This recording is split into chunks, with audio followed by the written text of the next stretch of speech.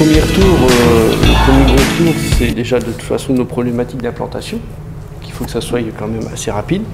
Après, la problématique des herbages, moi je ne vais pas le cacher, pour ma part, temps sec, j'ai semé, j'ai dit les produits de traitement, ils resteront local phyto jusqu'à l'automne.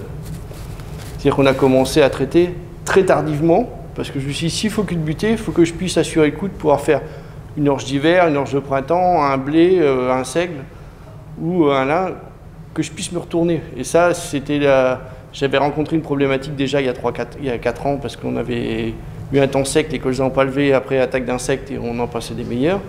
Ce qui s'est passé là aujourd'hui, c'est qu'on a fait cette réflexion, se dire économiquement, le désherbage, on laisse au local phyto.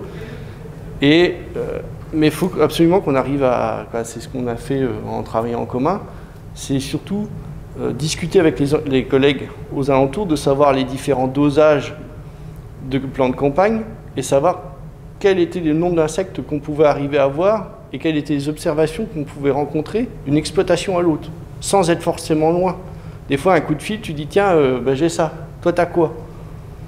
Tiens, t'as vu, j'ai semé telle variété, qu'est-ce que tu en penses? Toi, tu as semé quoi? Tu as semé à quelle densité? Les problématiques de semis, quelle profondeur, quelle vitesse, quel outil tu as utilisé? Ça, c'est des choses qu'on arrive à échanger au jour d'aujourd'hui, autant par les rallyes colza, se dire, est-ce que tu mets de l'engrais starter, est-ce que tu mets des 1846, est-ce que tu as utilisé un semoir monograine, un semis simplifié? Tiens, moi j'ai tel problème avec les pailles, moi je les ai pas. J'ai tel problème avec les ondins de paille, moi je les ai pas. Ça, c'est des échanges qu'on a aujourd'hui grâce au rallye colza, aussi par les groupes WhatsApp, parce qu'on a différents groupes WhatsApp qui nous permettent de communiquer rapidement. Et puis le téléphone, hein, aujourd'hui on ne se cache pas, puis des fois quand on a un doute, on passe voir le voisin, on dit tiens, t'as fait quoi sur ta parcelle?